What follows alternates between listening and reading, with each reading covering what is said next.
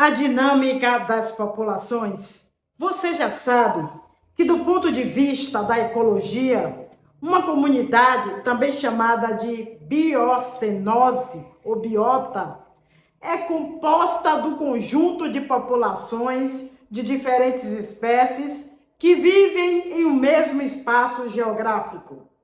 O biótopo. Topo quer dizer lugar, biótopo. Mas como é a dinâmica dessas populações ao longo do tempo? Como se comporta uma população em interação com as demais populações daquela comunidade? O que acontece se houver aumento ou diminuição no número de indivíduos desta ou daquela espécie? Ao estudarmos a dinâmica de uma certa população ao longo do tempo, alguns dos principais parâmetros a serem analisados são a estrutura populacional, como, por exemplo, o número total de indivíduos, a sua distribuição espacial, as diferenças de idade e de tamanho entre os membros da população e as proporções entre os sexos. Outro parâmetro, a densidade populacional, ou seja, o número de indivíduos daquela espécie que vivem em uma unidade de área ou volume, no caso de organismos aquáticos. Às vezes, a densidade populacional é expressa em termos da biomassa, que é a massa total dos indivíduos. Isso é particularmente útil nos casos em que seja muito difícil precisar o número de indivíduos isolados, plantas, algas, animais coloniais. Esses parâmetros, minha gente amiga, são muito importantes, pois é a partir do estudo de suas variações que podemos compreender a dinâmica de uma população. A estrutura e a densidade populacional influem sobre a estabilidade das populações e, por extensão, sobre o equilíbrio do ecossistema como um todo. Nesta foto aqui, nós temos habitante do Quênia. Essa foto foi tirada em 2006, país de baixa densidade populacional, o Quênia. E nessa foto aqui, a gente já tem pessoas e ruas movimentadas de Nova Delhi. 2005 essa foto, cidade densamente povoada da Índia, Nova Delhi.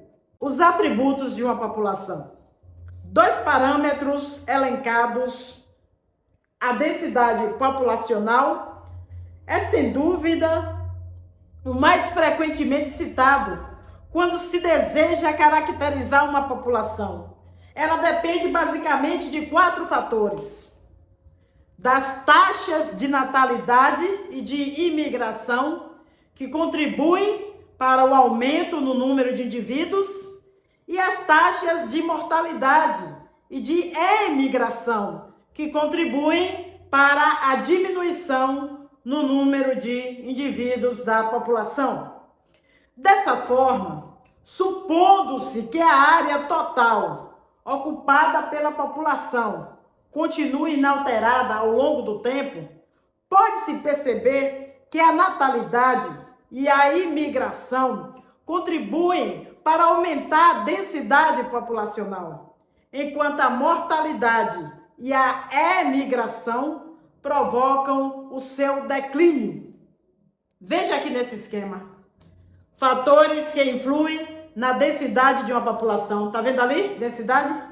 Natalidade e imigração aumenta a população. E mortalidade e emigração diminui a população. Imagine uma população constituída por 100 indivíduos que vivem numa área equivalente a 100 metros quadrados, que resulta em uma densidade de 1 indivíduo por metro quadrado. Cada membro dessa população é identificado de forma a podermos proceder a contagens e recontagens ao longo do tempo. Um mês depois, contamos novamente os indivíduos, registrando o número de nascimentos, de mortes, de indivíduos que abandonaram a população, que a gente chama de emigração, e daqueles que para ela vieram, imigração. Supunha que os resultados fossem os seguintes. No intervalo de um ano, nasceram 26 pessoas, morreram 18 pessoas, saíram, foram embora 9 pessoas, chegaram 14 pessoas. Vamos utilizar uma fórmula simples para calcular a variação no número total de indivíduos e, portanto, da densidade populacional no período considerado. Esse N aqui, gente, NX, ó, é o número de indivíduos no tempo X. NG é o número de indivíduos que migraram para a população, certo? No intervalo de tempo 0 a X. E EMG é o número de indivíduos que emigraram da população, saíram, foram embora nesse mesmo intervalo de tempo. Temos então o quê? NX é o número de indivíduos no tempo X, é igual a 100. 100 é o quê? É o número de indivíduos no tempo 0. Mais 26 menos 18. Ou seja, pessoas que nasceram menos pessoas que morreram. Mais 14 menos 9. Ou seja, pessoas que chegaram menos pessoas que saíram. Isso dá um total de 113 indivíduos em 100 metros quadrados. Densidade é igual a 1,3 indivíduos por metro quadrado. Se, depois de um ano, fizéssemos nova verificação, supunha que o resultado fosse o seguinte. No intervalo de um ano, nasceram 19, morreram 7, chegaram 6, saíram 10, imigração, né? Temos então MX, que é o número de indivíduos no tempo X, que é igual a 113, indivíduos em 100 metros quadrados, mais 19 menos 7, 19, os indivíduos que nasceram, menos 7, os que morreram, mais 6, que chegaram, menos 10, que saíram. Então, nós temos 121 indivíduos em 100 metros quadrados.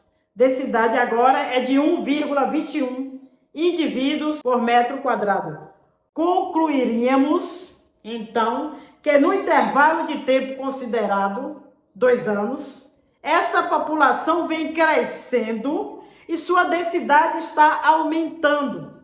Antes nós tínhamos 1,13 indivíduos por metro quadrado, depois passou a 1,21, aumentou.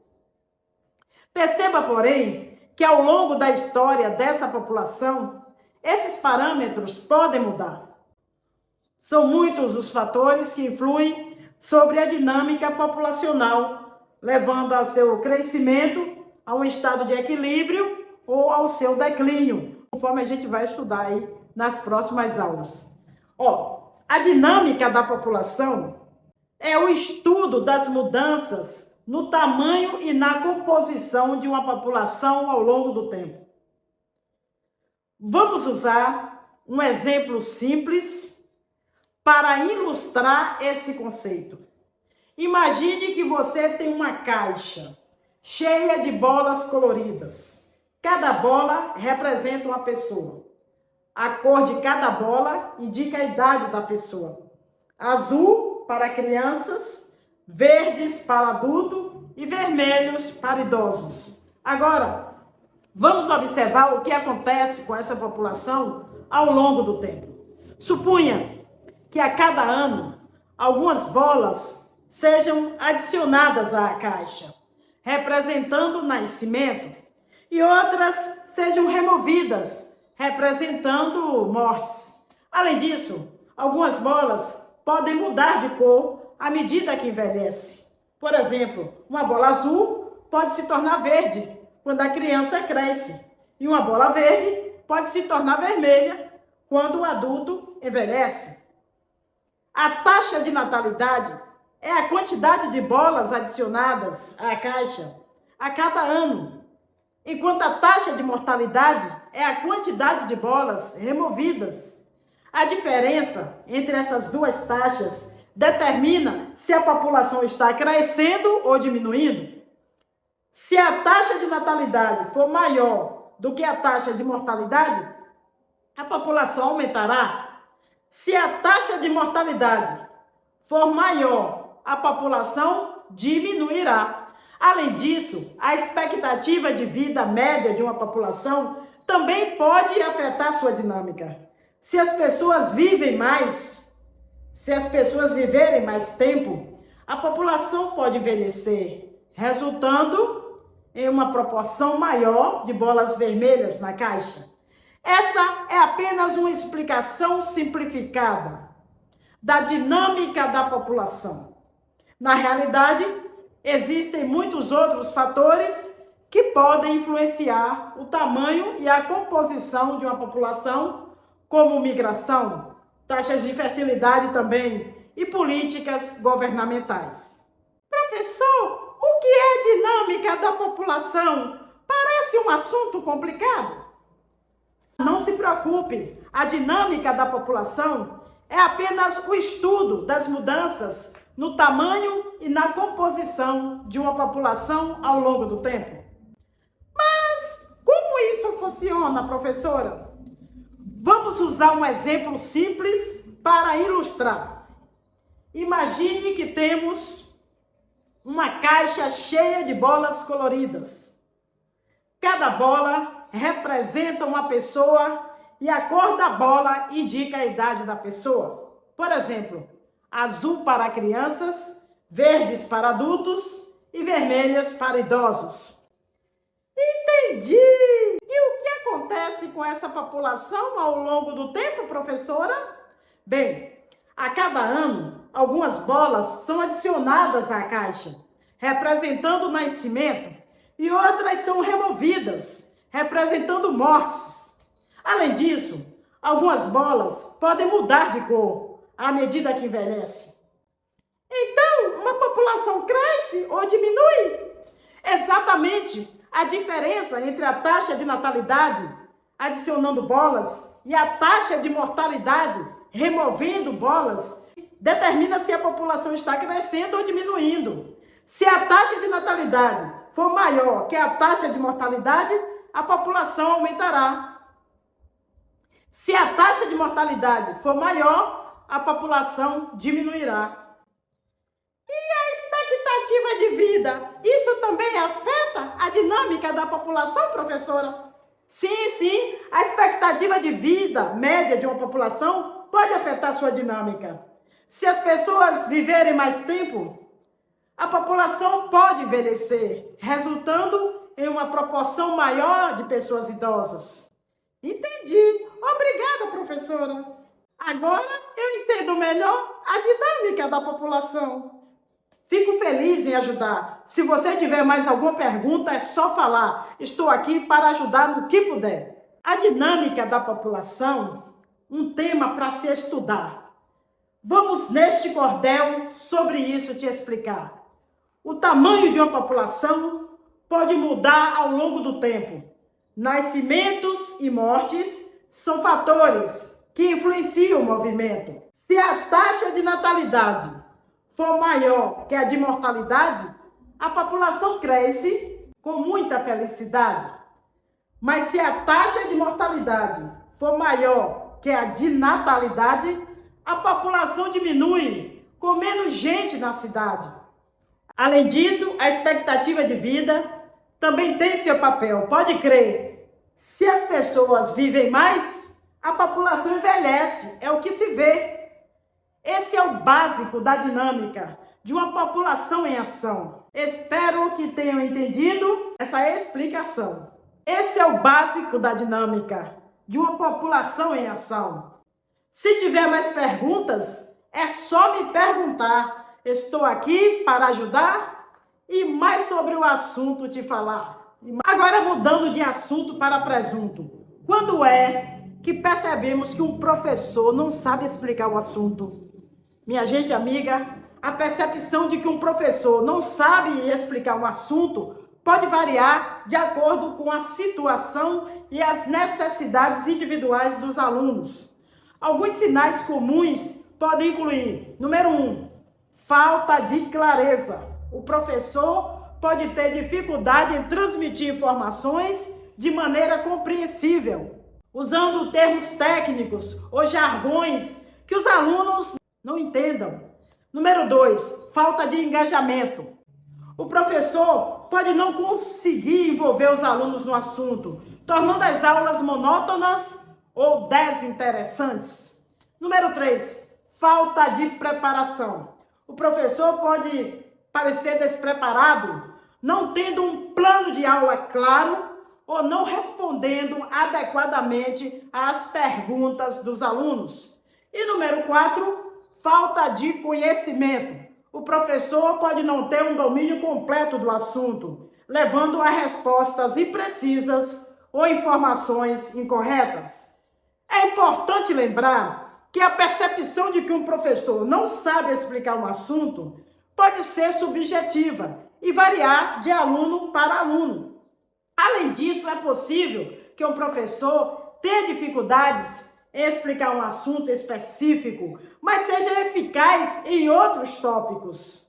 Se você está enfrentando dificuldades com um professor específico, pode ser útil conversar com ele sobre suas preocupações ou buscar recursos adicionais, como tutoria ou materiais de estudos complementares. Espero que isso ajude. Se você tiver mais perguntas, é só falar que a gente responde. É só deixar aqui nos comentários que a gente vai responder. E você, tem algum professor que você percebe que não sabe explicar o conteúdo, mas você fica quietinho ali, com vergonha até de fazer algum comentário? Se você tiver, deixe aqui nos comentários para a gente dialogar sobre esta questão. Ah, professora, eu já achava que o professor que usa palavras difíceis, eu acho que ele sabe explicar o conteúdo e não o contrário. Fiquei agora aqui com a pulga atrás da orelha. Acreditar que um professor que usa palavras difíceis sobre o conteúdo é uma suposição comum, mas nem sempre é verdadeira. Embora um professor com bom domínio do assunto possa usar terminologia técnica para explicar conceitos complexos, é igualmente importante que ele seja capaz de transmitir essas informações de maneira compreensível para os alunos. A clareza na comunicação é fundamental para o processo de aprendizagem. Um professor que usa palavras difíceis sem fornecer explicações claras pode deixar os alunos confusos e desmotivados.